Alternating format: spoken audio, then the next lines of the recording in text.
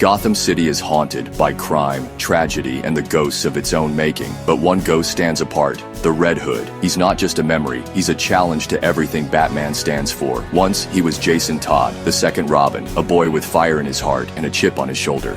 Batman saw hope in him, but Gotham devours hope. Jason's story is about a family torn apart by violence, and a boy who walked through death to find himself.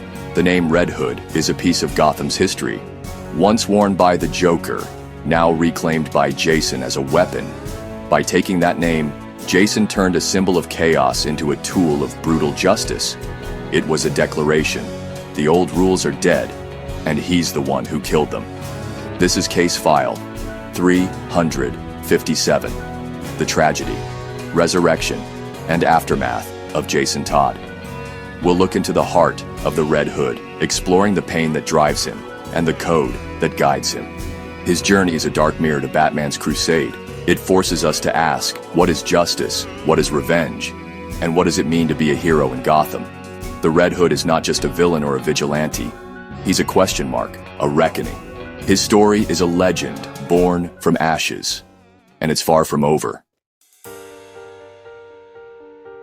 Jason Todd's story began in Crime Alley, not a mansion. Orphaned and tough, he survived by his wits, until Batman caught him stealing the Batmobile's tires. Bruce saw more than a thief. He saw a reflection of his own anger and offered Jason a chance to become Robin.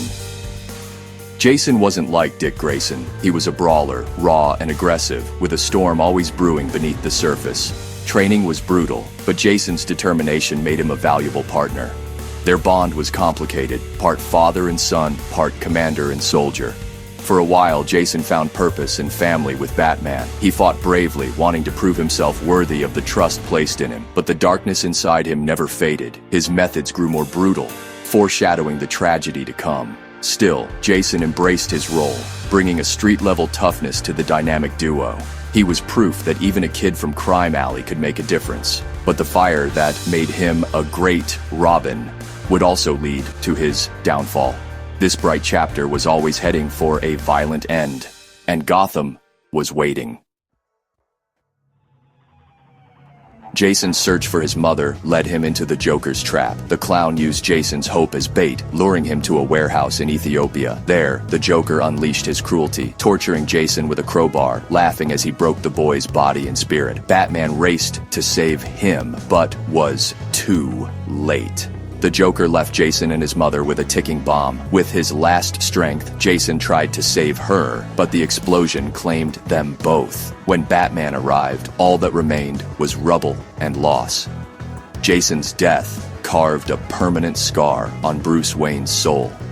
The Robin costume became a monument to failure in the Batcave. Batman grew darker, more isolated. The colors of Robin vanished from Gotham, replaced by shadows. The family Bruce tried to build was shattered, and Gotham wondered if Batman would ever recover.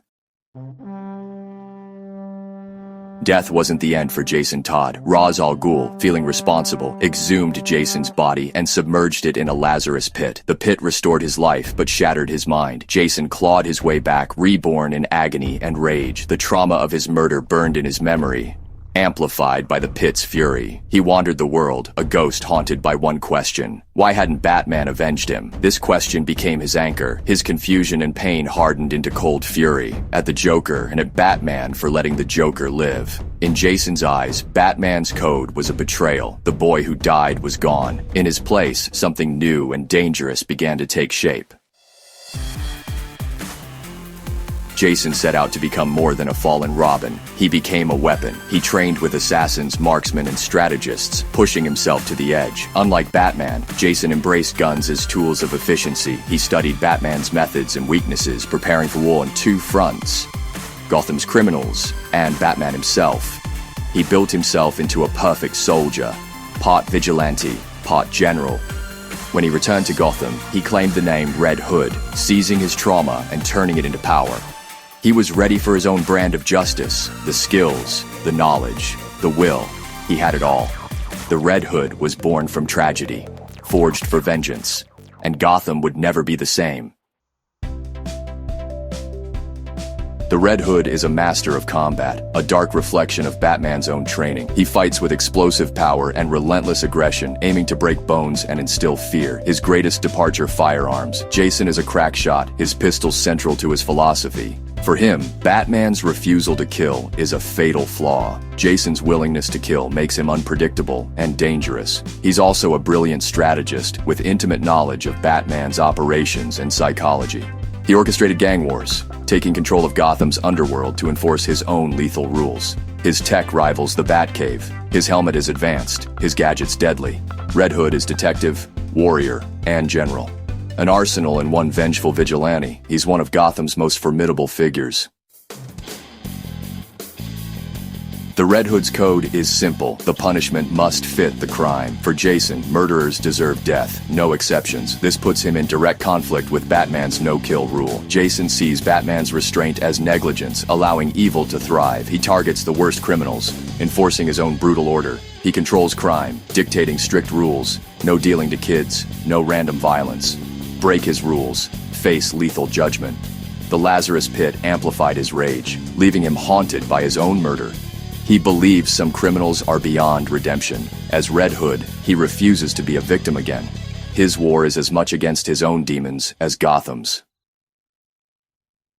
The heart of the Red Hood story is the broken bond between Jason and Bruce. Jason returned not for reunion, but for answers. Why did Batman let the Joker live? Their confrontation was explosive, a clash of love and betrayal. Jason forced Batman to face his greatest failure. Over time, rage gave way to a fragile truce, a tense alliance for Gotham's sake. Jason sometimes works with the Bat family, a Black Ops agent for the jobs they can't do. Father and son, forever linked by tragedy, struggle for peace with each other and themselves. Today, the Red Hood is a permanent force in Gotham's vigilante world. He protects the city's forgotten corners, a street-level guardian feared by criminals and respected by the desperate. His presence has changed the criminal landscape. Now Gotham's underworld fears two bats. One who captures, one who might kill. Red Hood's brutal efficiency has reduced violence in his territory. His alliance with the Bat family is uneasy, but necessary. Jason's mission is a testament to resilience. He's forged pain into purpose. He delivers a different kind of justice, immediate, final, unapologetic. In Gotham, sometimes the only way to fight monsters is to become one. Is the Red Hood a hero, a villain, or something else? He's all of them, a paradox of violence and protection. To criminals, he's a nightmare. To the innocent, a brutal guardian. His mission began as revenge, but evolved into his own form of justice. He forces us to ask, where's the line between justice and revenge? Redemption for Jason is an ongoing battle, not forgiveness, but forging his own path. He survived everything Gotham threw at him: the streets, death, the Lazarus Pit, his own rage. The Red Hood is the armor he built to never be a victim again. His legacy is a bloody, complex stain on Gotham's history. He's the fallen son, the avenging ghost, and the ultimate survivor of Batman's war.